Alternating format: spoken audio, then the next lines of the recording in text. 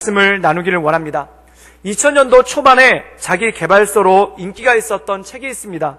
성공하는 사람들의 7가지 법칙이라는 책인데, 이 책에 보면은 크게 3가지 리더십의 유형에 대해서 분류를 하고 있습니다. 첫 번째는 뭐냐면 강압적인 리더십이죠. 이 강압적인 리더십은 뭐냐면 누군가에게 뭔가 시킬 때, 또한 누군가에게 뭔가를 하게 할 때 그 사람에게 두려움을 주거나 또는 압박을 주어서 그것을 하게끔 만드는 그러한 리더십이 강압적인 리더십입니다. 그래서 이런 리더십을 가지고 있는 사장님이 그 회사에 근무하면은 네가 이만큼의 성과를 내지 않으면은 나는 너를 해고시키겠다, 이러한 말로써 끊임없이 공포를 주고 두려움을 줘서 어떤 성과를 이뤄내는 그러한 리더십이 바로 이 강압적인 리더십이죠. 또한 두 번째 리더십은 약간 유한데, 어떤 리더십이 있냐면은 타협적인 리더십이 있습니다. 이 사람들은 항상 조건을 겁니다. 그 조건이 뭐냐면 얼마만큼의 성과를 내면은 성과급을 주겠다. 또한 자녀들이라면은 네가 이만큼 성적이 올라가면은 이번에 핸드폰을 바꿔주겠다, 라는 등등의 여러 가지 조건을 제시하면서 그것을 통해서 뭔가 성과를 이루려는 그러한 모습이 있죠. 그래서 강압적 리더십은 채찍이라고 부르고 이 타협적인 리더십은 당근이라고 부릅니다. 그래서 많은 사람들이 생각할 때 이 당근과 채찍을 적절히 사용함을 통해서 사람들을 이끌고 가고 또한 공동체를 이끌고 간다라고 생각을 합니다. 그런데 이 책의 저자는 이러한 리더십은 한계가 있다는 겁니다. 그 이유가 뭐냐면 강압적인 리더십으로 끌고 가면은 사람들이 빠릇빠릇하게 움직이고 또한 단기간에 뭔가 성과가 나는 것 같은 그러한 느낌을 받지만, 이 따라가는 사람들이 마음 가운데 두려움을 느끼기 때문에, 마음 가운데 공포감을 느끼기 때문에 기회만 생기면 도망가려고 한다는 겁니다. 그래서 이런 강압적인 리더십이 있는 그런 회사에서 근무하는 사람들은 여건만 되면 다른 회사로 이직하려고 하고, 그리고 틈만 나면 다른 회사로 이직하려고 하기 때문에 사람이 그 밑에 오래 남아있지 않게 되는 일이 굉장히 많다라는 것이죠.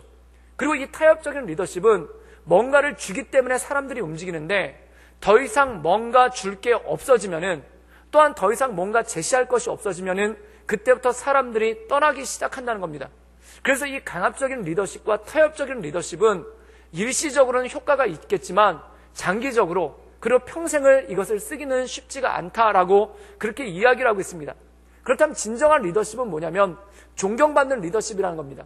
이 존경받는 리더십은 따르는 사람들이 진심으로 이 리더를 존경하고 좋아해서 조건이 열악하더라도, 또한 많이 대가를 지불하지 못할지라도 이 리더가 좋기 때문에, 그리고 이 리더랑 함께하고 싶어서 함께 머물고 있는 사람이 바로 존경을 받는 리더십을 가지고 있다는 것입니다. 예를 들자면은 부산뿐만 아니라 우리나라를 대표하는 그러한 장기려라는 분이 계십니다. 지금은 돌아가셨는데, 이분은 이북에 살고 계실 때 모든 가족들을 남겨놓고 잠깐 피난 나올 줄 알고 둘째 아들만 데리고 나왔다가 평생 가족들을 보지 못하는 그러한 어려움에 빠지게 되죠.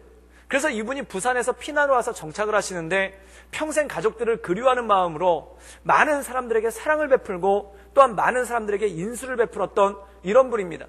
그런데 이분이 한국의 슈바이처라고 불리울 정도로 가난한 사람들에게는 병을 치유해주고 돈을 받지 않았었는데, 그러다 보니까 병원의 운영이 힘들어지죠. 그래서 참다 못해 직원들 몇 명이 와서 선생님이 마음이 약하셔서, 원장님이 마음이 약하셔서 가난한 환자들한테 돈을 못 받으시니까 저희한테 맡겨주십시오. 그럼 저희가 다 받아내겠습니다, 라고 얘기를 했다는 겁니다. 그랬더니 이 장기려 박사님이 밤중에 몰래 환자들을 찾아가서 입원실에 가가지고 문을 열어주면서 지금 빨리 도망가라고, 내일 우리 직원들이 돈 받으러 올 거니까 빨리 도망가라고. 그래서 원장 선생님이 환자들을 도망시켜주는 그러한 일이 있었다는 겁니다. 그래서 직원들이 그걸 보고, 아, 우리 원장 선생님은 정말 못 말린다, 우리 선생님은 감당할 수가 없다, 그러면서 마음에 안타까워하면서도 이 직원들 가운데 이 장기려 박사님을 떠난 사람이 단 한 명도 없었다는 겁니다. 다른 병원에 비해서 조건도 열악하고 또한 다른 병원에 비해서 여러 가지로 부족한 것이 많음에도 불구하고 이분에 대한 존경과 또한 이분에 대한 사랑 때문에, 그리고 이분은 우리가 지켜주지 않으면 누가 지켜줄 수 있겠는가, 이분을 우리가 사랑하지 않으면 누가 사랑하겠는가. 그래서 그 주변에 사람들이 머물면서 열악한 환경 속에서도 이분과 동역을 하는 그러한 사람이 많았다는 것이죠. 이것이 바로 존경받는 리더십이라는 것입니다. 그런데 이 책을 지은 저자는 이 존경받는 리더십의 모델을 누구로 삼았냐면 바로 예수님으로 삼으신 거예요. 그런데 왜 예수님으로 삼았냐면 예수님은 제자들에게 뭔가 강압적으로 하지도 않았고 또한 그들에게 합당한 대가를 주지도 않았는데도 불구하고 제자들이 끝까지 그를 따랐고 또한 예수님이 죽은 다음에도 많은 사람들이 복음을 전했을 때 이것이 무엇일까? 그래서 이 사람은 리더십의 관점에서 그것을 풀었다는 것입니다. 그래서 그 사람의 결론은 예수님은 존경받는 리더십이었다는 거죠. 그러면 존경을 받기 위해서 사람들이 그를 좋아하게 만들기 위해서 필요한 것이 무엇입니까? 어떤 화려한 것이나 대단한 것으로 보여주는 것이 아니라 바로 희생하고 섬기는 모습, 그리고 그 마음을 내어놓고 섬기는 모습을 통해 사람들이 그를 따르고 그와 함께하는 모습이 있다라는 것이죠. 오늘 말씀 가운데 보면은 이 예수님께서 어린 나귀를 타고 예루살렘에 입성하시는 장면이 나옵니다. 그런데 이 모습을 통해서 주님께서 우리에게 주시는 메시지가 무엇인가? 또한 섬김의 종으로 오신 그 예수님의 모습이 무엇인가에 대해서 말씀하고 있는 것이 오늘 이 말씀의 내용이라는 것이죠. 우리 함께 마가복음 11장 7절의 말씀을 읽도록 하겠습니다. 우리 다 같이 읽겠습니다. 시작. 나귀 새끼를 예수께로 끌고 와서 자기의 겉옷을 그 위에 얹어 놓음에 예수께서 타시니, 오늘 말씀 가운데 보면은 예수님께서 예루살렘에 들어가십니다. 근데 성경에 보면은 예수님께서 총 사역하시는 동안에 3번을 예루살렘을 입성하시는데 이 마지막 예루살렘 입성은 십자가에서 죽으시기 위해, 그리고 6월절 어린 양으로서 희생제물로 대속제물로 하나님께 바쳐지기 위해 올라가는 그러한 길이었다는 것입니다. 그런데 사람들 마음에는 어떤 생각이 있었냐면은 많은 군중들이 모여들기 시작했는데 보통 6월절에는 이 유대인들이 200에서 250만 명 정도가 예루살렘에 모여든다고 합니다. 그런데 그 군중들 가운데 어떤 마음이 있냐면 예수님이 왕이 되었으면 좋겠다라는 그러한 생각이 있었어요.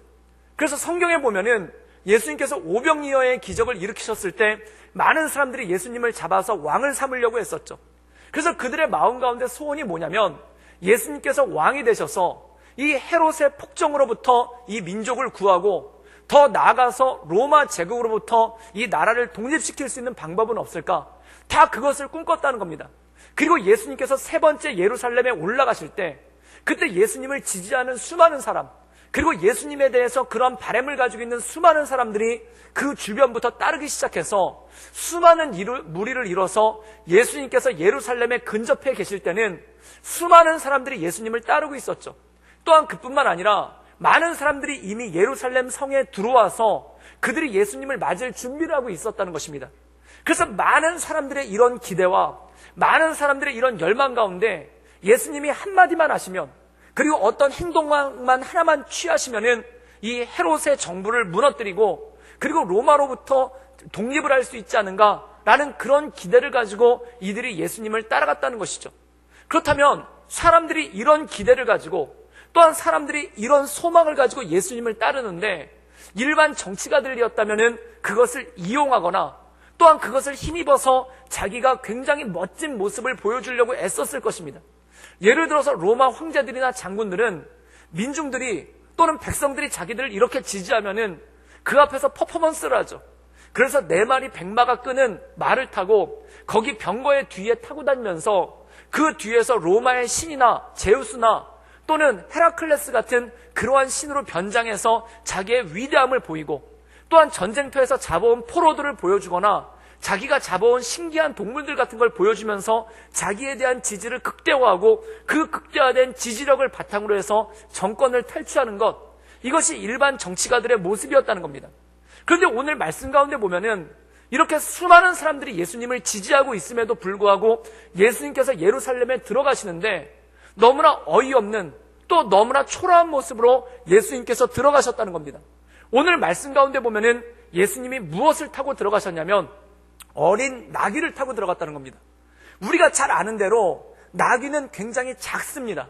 그래서 나귀가 사람이 타면은, 큰 어른이 타면은 그것 자체도 그렇게 안정감이 있어 보이지가 않는데 이 말씀 가운데 보면 어린 나귀라는 겁니다.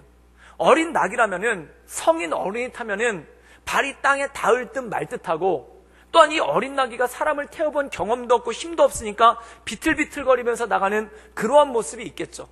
그런데 성인이신 예수님이 이 어린 나귀를 타고 들어갈 때 그 모습이 얼마나 초라하고 그 모습이 얼마나 볼품없었겠습니까?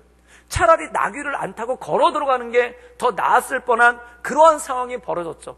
또 이 어린 나귀의 특징이 뭐냐면 이 당시 로마 군병들은 적들의 나라를, 자기 적국을 정복하면은 그 나라의 왕이나 그 나라의 장군을 포로로 잡은 다음에 그를 조롱하고 모욕을 주기 위해서 어린 나귀에다가 거꾸로 태우고 그리고 옷을 벗겨가지고 사람들 사이로 끌고 다니면서 모욕을 주는 그런 일이 있었습니다. 그래서 어린 나귀는 전쟁에서 진 사람들이 조롱받을 때 타는 것이 바로 이 어린 나귀의 특징이라는 것이죠. 그런데 예수님께서는 걸어서 들어가는 것만도 못하게 이 어린 나귀를 타고 들어가신 이유가 무엇이겠습니까? 그것은 뭐냐면 백성들의 기대와 달리 예수님은 자신이 가야 될 길이 있다는 것을 보여주신 것입니다. 그 예수님이 가야 될 길이 무엇입니까? 자기가 십자가에서 죽으실 것, 또한 유월절 하나님의 어린 양으로서 이 땅에 오신 대속제물로서의 자신의 삶을 걸어가는 것을 이 어린 나귀를 통해서 너무나 분명하게 보여주신다는 것이죠. 그렇다면 중요한 것이 있습니다. 왜 주님은 화려함과 멋짐과 멋있음을 가지고 또한 사람들이 놀랄만한 광대함을 가지고 구원을 하시는 것이 아니라 이렇게 초라하고 연약한 모습으로 세상을 구원하려고 하셨고 이러한 모습으로 사람들 앞에 나타나셨겠느냐는 것입니다. 제가 교육전도사 때 고등부를 잠깐 사역을 한 적이 있습니다. 근데 이 고등부를 1월 달에 부임을 했는데 1월 말에 동계 수련회를 가야 된다는 거예요. 그래서 가자마자 동계 수련회를 준비를 했는데 어떻게 갔으면 좋겠느냐라고 물어봤더니 고등부 임원들이, 학생 임원들이 와가지고 그동안 2박 3일을 갔는데 3박 4일을 가면 좋겠다라는 거예요. 그래서 또 제가 3박 4일 가자 정했죠. 그리고 교사 선생님들을 불러놓고 어디로 갔으면 좋겠느냐라고 여쭤봤더니 어디 기도원이 조금 멀긴 하지만 경치도 좋고 아주 시설도 좋으니까 거기로 가자는 거예요. 그래서 거기로 가기로 하고 광고도 하고 막 모집을 한 거예요. 신청을 받은 거예요. 그랬더니 굉장히 호응이 좋고 분위기도 좋은 겁니다. 그래서 그때 저희 고등부가 60명이었는데 신청을 많이 해가지고 60명이 좀 넘었어요. 그리고 자기 친구들을 전도해서 데려오겠다는 애들도 있어서 한 70명 정도가 수련회를 가겠다고 그러고 또한 이 고등부 선생님들도 이 부장집사님을 시작으로 해서 다 가겠다는 거예요. 그래서 선생님들이 한 20명 정도 되니까 한 90명 정도가 수련회를 가기로 한 겁니다. 그래서 잘 준비를 하고 당일날이 됐는데 이게 웬일입니까? 선발대를 14명을 먼저 차를 태워서 보내고 그 다음에 거의 100명 가까운 인원이니까 관광버스 2대를 불러가지고 그 앞에서 기다리고 있었죠. 그런데 안 오는 거예요. 9시가 됐는데 원래 9시에 출발인데 사람들이 하나도 나타나질 않는 겁니다. 그래서 제가 마음이 급해가지고 전화를 다 일일이 돌렸죠. 그랬더니 이유가 가지각색이에요. 감기가 걸렸고 몸이 아프고 오늘 기분이 안 좋고 지금 먼 데 나가 있고 그리고 지금 마음엔 갈 마음이 없고 상처받았고 시험 들었고 그리고 딴 데 가봐야 되고 그래가지고 다 못 가겠다는 겁니다. 그래가지고 10시 정도가 됐는데 몇 명이 왔냐면은 교사 포함해서 14명이 온 거예요. 제일 씁쓸한 게 뭐냐면 버스 한 대를 위약금을 물고 그냥 돌려보냈다는 거 아닙니까? 그때 마음이 되게 씁쓸해요. 그리고 14명이서 그 큰 버스 45인승짜리 버스를 타고 그 기도원까지 가는데 마음이 참 찹찹한 거예요. 그래서 그 찹찹한 마음을 가지고 기도원 입구에 들어갔는데 이 눈치 없는 선발대는 환영한다고 앞에서 막 빵빠레를 불고 꽃가루를 날리고 그리고 막 플랜카드를 들고 환영을 하는 거예요. 근데 버스 안에서 제가 그들을 참 답답한 모습으로 바라봤죠. 그리고 버스 문이 열리면서 내리는데 꼴랑 14명밖에 안 내리니까 이 선발대에 있었던 선생님이 뭐라고 하냐면 이게 다예요? 이렇게 물어보는 거예요. 그 순간 제가 울컥했습니다. 그때 울컥했는데 어떻게 울컥한다고 그걸 표현할 수 있겠습니까? 그래서 나중에 보니까 선발대 14명 그리고 나중에 온 사람 14명 그래서 28명이 온 거예요. 그랬더니 그 다음부터 문제가 심각해지죠. 프로그램을 하나도 진행할 수가 없고 또한 숙소나 방을 되게 많이 빌려놨는데 이걸 다 위약금을 물게 생겼고 그리고 90명이 준비하는 수련회를 하기로 했는데 28명밖에 안 되니까 수련회가 진행이 되질 않지 않습니까? 그래서 온 학생들을 점심밥을 먹이고 저 혼자 찹찹한 마음으로 앉아 있었죠. 근데 마음 가운데 울컥한 거예요. 아니 여기 가자고 그래놓고 그 다음에 다 하자고 그래놓고 어떤 분들은 거리가 멀어서 못 오겠다고 그러고 어떤 분은 마음에 안 들어서 못 오겠다고 그러고 어떤 분은 오늘 늦잠을 자서 못 오겠다고 그러고 다 이러니 이걸 어떻게 감당을 해야 되나. 그래서 마음 가운데 울컥한 거예요. 그런데 곰곰이 생각해 보니까 그런 와중에서도 28명이나 온 게 고마운데 얘네들을 갖다가 실망시키고 보내면 안 되지 않을까? 그리고 얘네들을 갖다가 온 애들이라도 이렇게 헌신해서 온 고마운 사람들인데 은혜 받고 가야 되지 않을까? 그래가지고 저 혼자 그 화장실에 혼자 들어가가지고 뭐 아자도 외치고 파이팅도 외치고 주여도 외치고 그리고 혼자 기도하고 나와서 식사를 다 한 애들 데리고 그 애들도 다 기가 죽었죠. 그래가지고 그 고등부 학생들 데리고 우리 28명이서 진짜 즐겁게 수련해보자. 우리 28명이서 진짜 은혜롭게 수련해보자. 그래서 거기서 조도 다시 짜고 그 다음에 이 아이스 브레이킹으로 분위기를 띄워야 되니까 놀았습니다. 그래가지고 뭘 했냐면은 그 말뚝박기라고 이 말타기 놀이를 갖다가 8명이 한 거예요. 그래서 14명씩 편을 짜가지고 제가 그때 깜짝 놀랐습니다. 여고생들이 말타기를 그렇게 잘하는지 그때 처음 알았어요. 대단하더라고요. 그런데 그렇게 3시간 동안 노니까 다들 너무 재밌는 거예요. 그 다음에 예배를 드렸죠. 그리고 그 아이들을 앞에다 놓고 그 고등학생들을 앞에다 놓고 예배를 드리는데 참 성령님의 역사가 있고 성령님의 만지심이 있었던 거예요. 그래서 너무 은혜롭게 예배를 잘 드리고 함께 우리 고등부를 위해서 그리고 나라와 민족을 위해서 기도하고 저녁 집회를 마쳤습니다. 그리고 마치고 났더니 놀라운 일이 벌어졌는데 이 학생들이 다 나가가지고 다 자기 친구들한테 전화를 거는 거예요. 전화를 걸면서 너 왜 수련회 안 왔느냐? 수련회 와라. 수련회 너무 은혜롭다. 수련회 너무 좋다. 수련회 와라. 그러면서 전화를 하더니 그날 아침이 됐는데 제가 깜짝 놀란 거예요. 버스 하나가 주춤주춤거리고 들어오는 거예요. 그래서 들어왔더니 그 버스가 꽉 차가지고 학생들과 선생님들이 쏟아져 내려오기 시작하는 겁니다. 그래서 부장 집사님도 멋쩍은 모습으로 아유 내가 몸이 아파서 못 올 줄 알았는데 몸이 다 나았노라고 말씀을 하시면서 오셔서 그렇게 수련회를 한 거예요. 근데 저녁이 되니까 버스가 또 오는 거예요. 그래서 버스가 주춤주춤 오더니 거기 또 학생들이 꽉 차가지고 내리니까 나중에 인원을 개수를 해보니까 100명이 넘었더라고요. 나중에 보니까 우리 고등부도 아닌데 온 애가 있어요. 아무한테나 전화를 다 걸어가지고 심지어 중등부도 왔더라고요. 그런데 그 아이들이랑 같이 이렇게 예배를 드렸는데 참 은혜롭게 3박 4일 수련회를 잘 마치고 왔죠. 그러고 나서 마치고 나는데 고등부 회장이랑 얘기를 하다가 그런 얘기를 한 거예요. 고등부 회장이 어떤 얘기를 하냐면은 목사님이, 전도사님이 그 애쓰는 모습이 너무 안쓰러워서 견딜 수가 없었다는 거예요. 그래서 얘들아 괜찮아 우리 다 말타기 하자 그랬는데 자기는 눈물이 날 뻔했다는 거예요. 그러고 난 다음에 그 기도회 할 때 제가 앞에서 기도를 하고 있는데 제 뒷모습이 얼마나 안쓰러운지 자기가 임원들을 모아놓고 야 우리가 전도사님 도와드려야 되겠다. 우리가 전도사님 힘이 돼드려야겠다. 그래가지고 그 임원들이 밤새도록 그 선생님들한테까지 전화를 다 걸고 그 학생들한테 전화를 다 걸어가지고 그래가지고 다 불러 모은 거예요. 근데 제가 그 얘기를 듣고 이런 생각이 들었습니다. 사람의 마음을 움직이는 것은 뭘까? 사람의 마음을 감동시킨 건 뭘까? 그것은 뭔가 화려한 모습, 뭔가 장엄한 모습, 뭔가 웅대한 모습, 그것은 감탄은 줍니다. 그런데 감동을 주는 건 뭐냐면 그의 뒷모습이라는 거예요. 사람은 그의 뒷모습을 볼 때 감동을 받습니다. 그의 뒷모습을 볼 때 마음이 짠한 거예요. 사랑하는 여러분, 우리가 부모님을 봐도 그렇지 않습니까?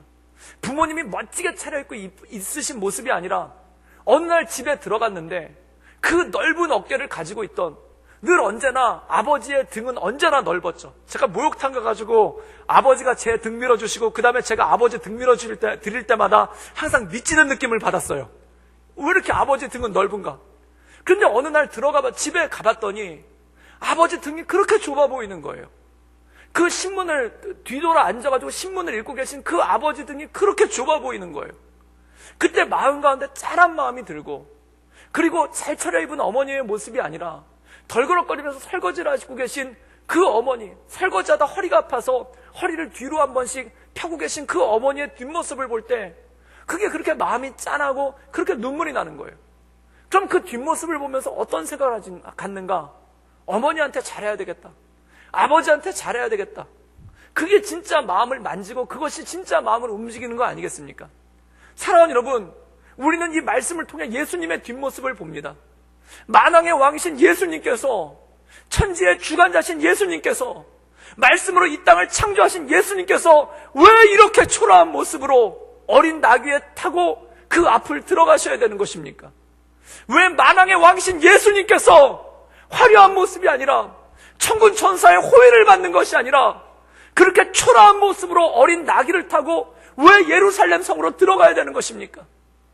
그 어린 나귀를 타고 들어가는 그 예수님의 뒷모습, 그 어린 나귀를 타고 예루살렘에 들어가는 그 예수님의 뒷모습을 볼 때 마음이 짠한 거예요. 또한 그 예수님의 뒷모습, 골고다로 십자가를 지고 올라가시면서 쓰러지고 쓰러지면서 채찍에 맞아가면서 피투성이가 되어서 그 골고다로 십자가를 지고 가는 그 예수님의 뒷모습을 볼 때 우리 마음 가운데 이렇게 탄식하게 되는 거예요. 왜 만왕의 왕이신 예수님께서 그 초라한 뒷모습으로, 왜 만왕의 왕이신 하나님께서 그 초라한 뒷모습으로 골고다를 오르시는가? 그때 딱 하나를 깨닫게 되는 거죠. 우리를 사랑하시기 때문에, 우리를 사랑하시기 때문에 그 모든 것을 내려놓으시고 십자가를 지으신 그 주님을 바라볼 때 우리 마음이 짠하게 되고, 그리고 그 주님의 뒷모습을 생각할 때, 그 주님을 기억할 때 우리 마음 가운데 응어리 맺혔던 것이, 우리 마음 가운데 굳어졌던 것이, 우리 마음 가운데 분노가 치밀어 오른 것이 다 내려가고, 그리고 이 생각 하나만 하지 않습니까? 우리 예수님한테 잘해야 되겠다, 예수님 기쁘시게 하는 삶을 살아야 되겠다, 그러한 마음을 갖고 그것 가운데 주님을 따라가는 제자로서의 삶을 살게 되는 건 아니겠습니까? 그것이 바로 이 당나귀를 타고, 이 어린 나귀를 타고 가시는 예수님의 뒷모습이었다는 것입니다. 그런데 예수님은 이러한 모습으로 이 안에 들어가셨는데 그것과 대비해서 사람들의 모습은 어땠는가? 우리 함께 마가복음 11장 9절에서 10절까지의 말씀을 읽도록 하겠습니다. 우리 다 같이 읽겠습니다. 시작. 앞에 가고 뒤에 따르는 자들이 소리 지르되 호산나 찬송하리로다. 주의 이름으로 오시는 이여 찬송하리로다. 오는 우리 조상 다윗의 나라여 가장 높은 곳에서 호산나 하더라. 오늘 말씀 가운데 보면은 사람들은 소리를 지르십니다.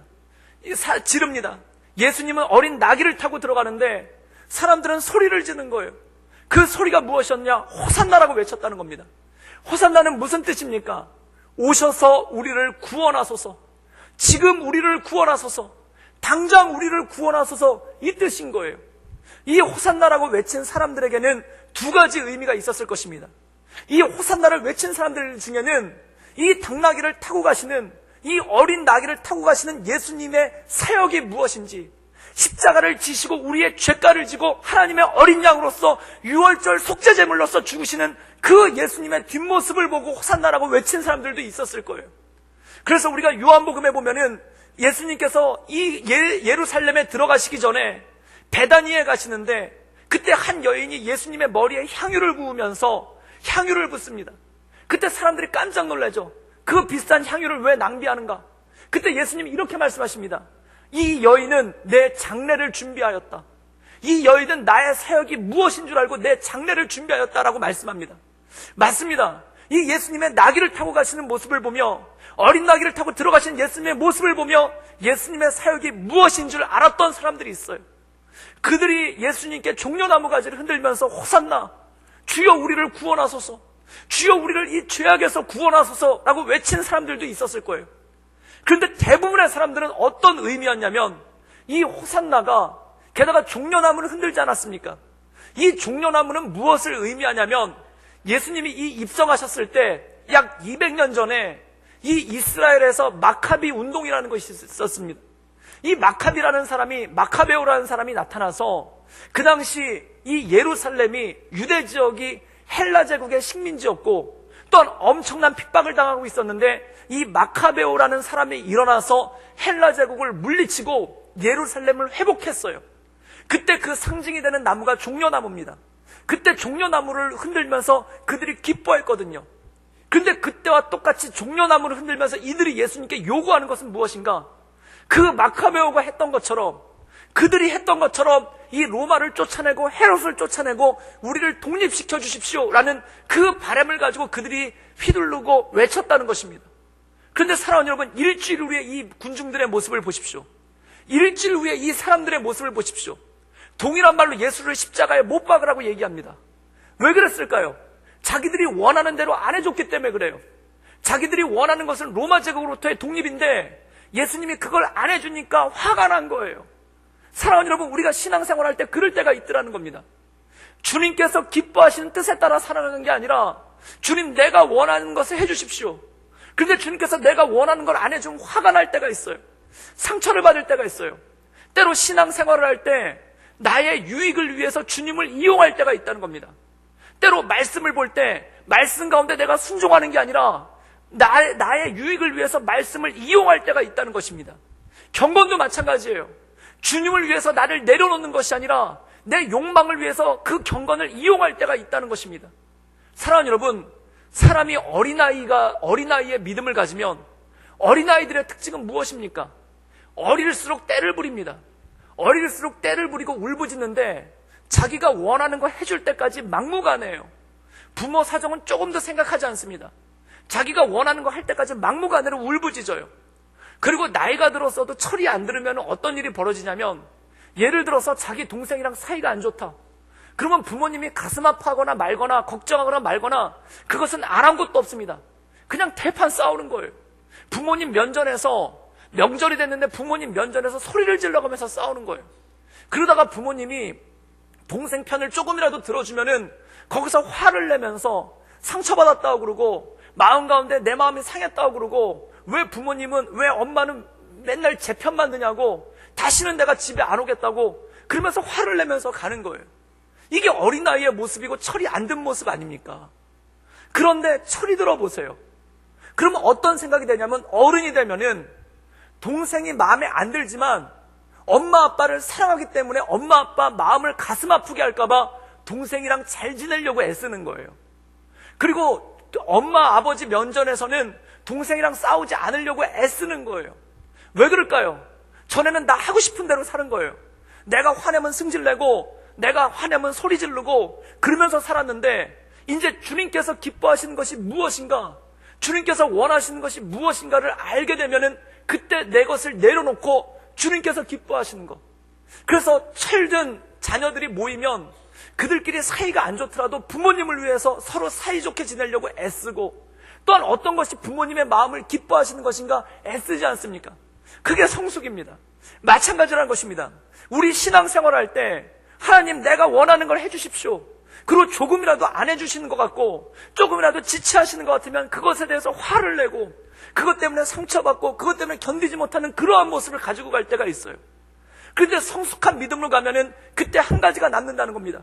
그게 뭐냐면, 주님께서 기뻐하시는 것이 무엇인가, 내 삶을 통해 어떻게 주님께 영광을 올릴 것인가, 그것을 묵상하고 그것을 생각하는 삶 가운데 나간다는 것이죠. 어떤 목사님이 쓰신 책이 있는데 그 책 안에 조그만 에피소드가 있습니다.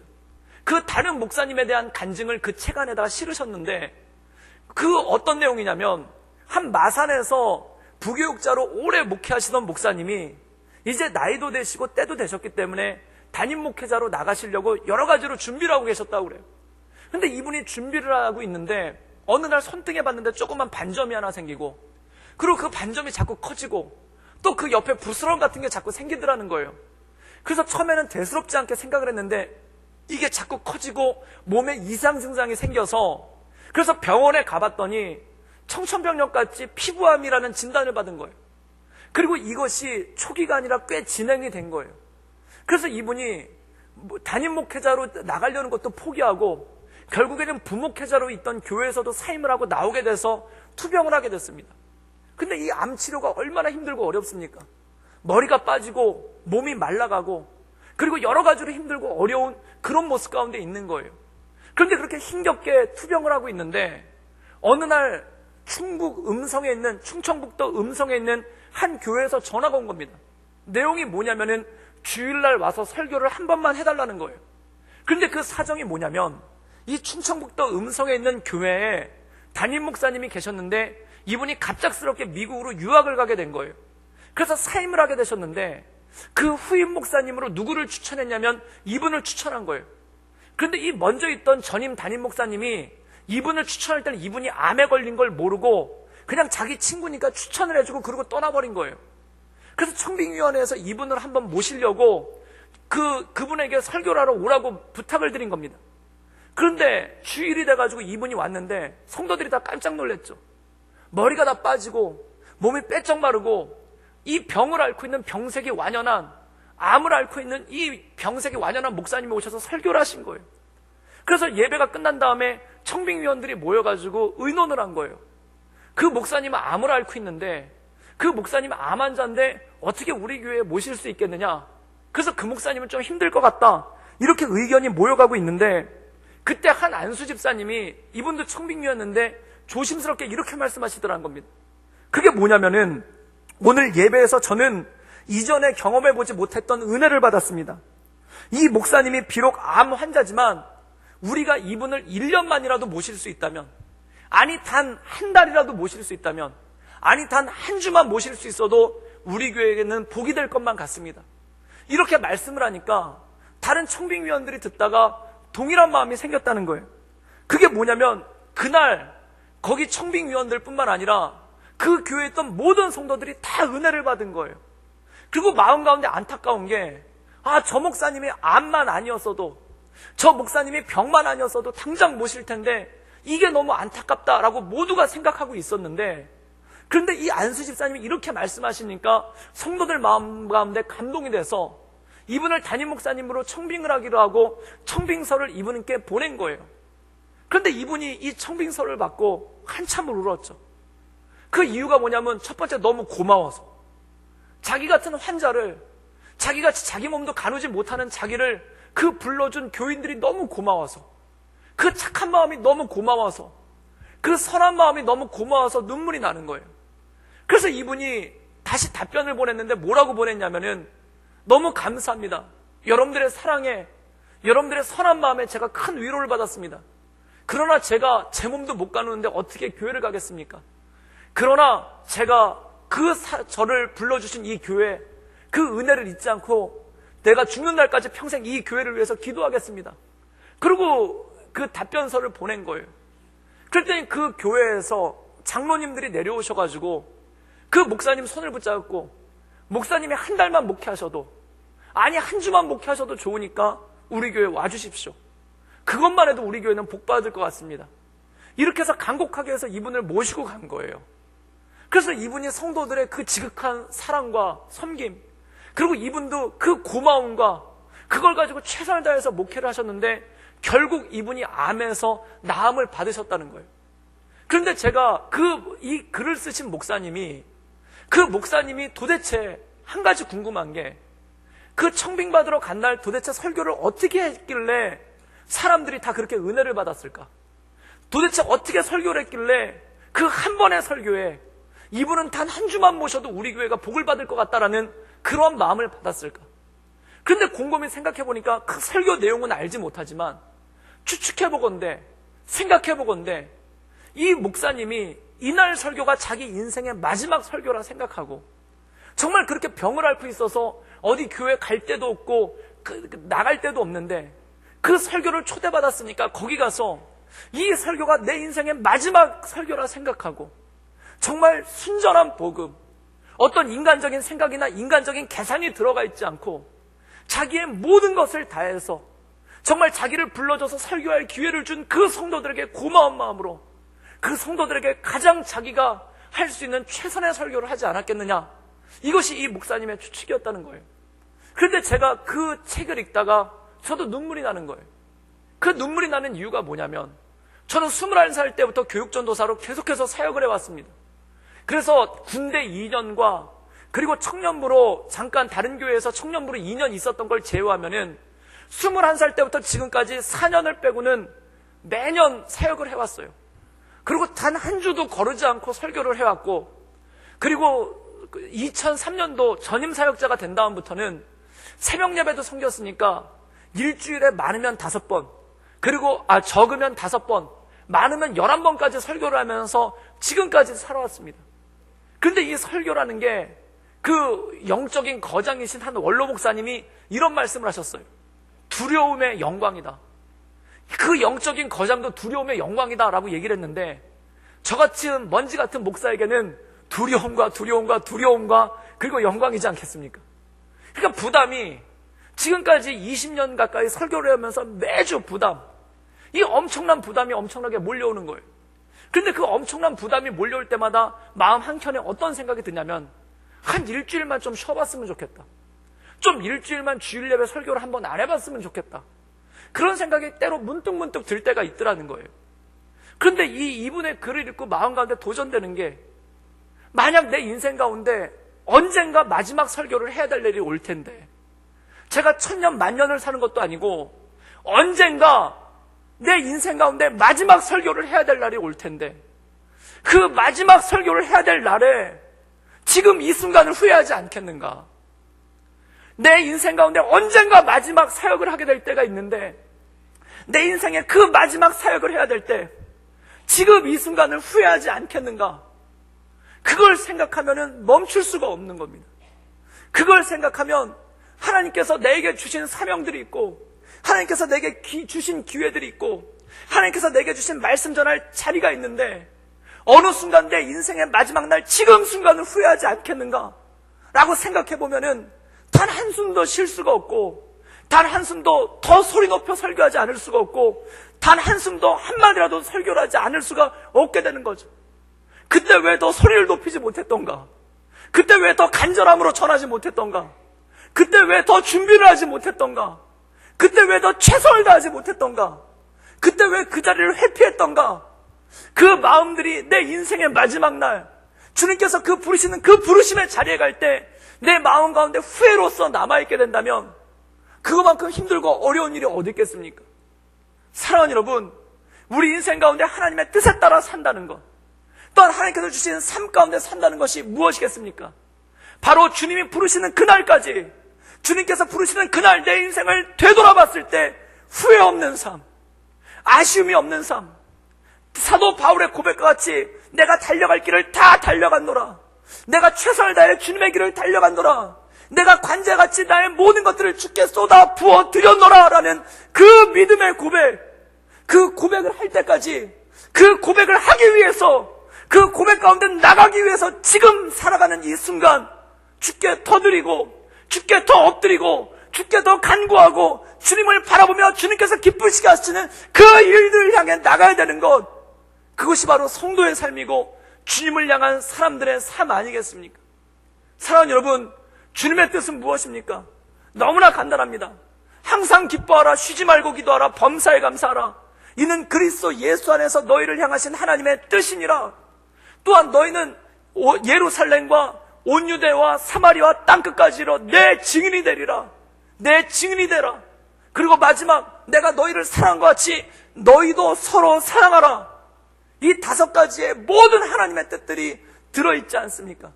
그럼 이 5가지 하나님의 뜻을 향해서 내 인생 가운데 조금도 후회 없는 삶을 향해, 내 인생 가운데 조금도 좌절 없는 삶을 향해 이 5가지 하나님의 뜻, 기뻐하는 삶, 기도하는 삶, 감사하는 삶, 복음 전하는 삶, 그리고 서로 사랑하는 삶, 이 삶을 향해 달려간다면, 그리고 그것을 향해 내가 하루하루 최선을 다해 산다면, 내 인생에 언젠가 올 그 마지막 날에, 내 인생에 언젠가 다가올 그 마지막 날에 내가 내 삶을, 내가 내 인생을, 내가 관자같이 주님께 모든 것을 드림받았다라는 그 믿음의 고백이 내 삶 가운데 주어지지 않겠습니까? 사랑하는 여러분, 우리 인생 가운데 주님 기뻐하시는 삶을 살기 위해 최선을 다하기를 주님의 이름으로 축원합니다. 때로 마음 가운데 인간적인 욕망이 나오기 시작할 때, 또한 때로 삶 가운데 내 정욕이 나오기 시작할 때, 때로 삶 가운데 내 인생의 욕심이 나오기 시작할 때, 내 인생에 되돌아보는 날, 내 인생의 마지막 날, 내가 주님을 위하여 살았노라, 내가 주님의 영광을 위하여 살았노라, 내가 주님께서 기뻐하시는 삶을 위해 최선을 다해 살았노라 라는 그 믿음의 고백을 하기 위해 날마다 한 걸음 한 걸음 달려가는 그 삶을 향해 나간다면, 그리고 그러한 삶을 살기 위해 오늘도 무릎 꿇는다면, 그러한 삶을 살기 위해 오늘도 엎드린다면, 그것이 가장 주님께서 기뻐하시는 우리의 삶의 모습이 아니겠습니까? 그러나 사랑하는 여러분, 우리가 모두가 언젠가는 이 땅을 떠나게 될 것입니다. 우리가 모두가 주님의 부르심을 받아 이 땅을 떠나게 될 것입니다. 그 주님의 부르심을 받는 날, 내가 내 삶을 관제같이 하나님께 올려드렸습니다 라는 그 믿음의 고백으로 나가는 우리 모든 성도들 되기를 주님의 이름으로 축원합니다. 그것을 위해 주님께 엎드리며 주님께서 기뻐하시는 삶이 무엇인지, 주님께서 원하시는 삶이 무엇인지, 그리고 주님께 영광 돌리는 삶이 무엇인지, 그것을 향해 날마다 달려나가는 우리 모든 믿음의 성도들 되시기를 주님의 이름으로 축원합니다. 함께 기도하시겠습니다. 늘 언제나 사세 역사하신 주님, 우리의 삶을 주 앞에 올려드리며 우리의 삶을 주께 드리며 나아갑니다. 하나님, 짧은 인생인데 하나님, 우리가 내 것에 정신 팔려, 또한 내 욕망에 정신 팔려, 하나님, 내가 쥐고 있는 것에 정신 팔려 세월을 낭비하지 않도록 주님 도와주시며 내게 주신 인생 오로지 하나님의 영광을 위하여, 하나님께서 기뻐하시는 삶을 위하여 내 삶을 관자같이 드리며 하나님께 나갈 수 있도록 주님 도와주시고 주님 역사하여 주시옵소서. 하나님의 은혜를 더하여 주시옵소서. 예수님의 이름으로 감사하며 기도드리옵나이다. 아멘.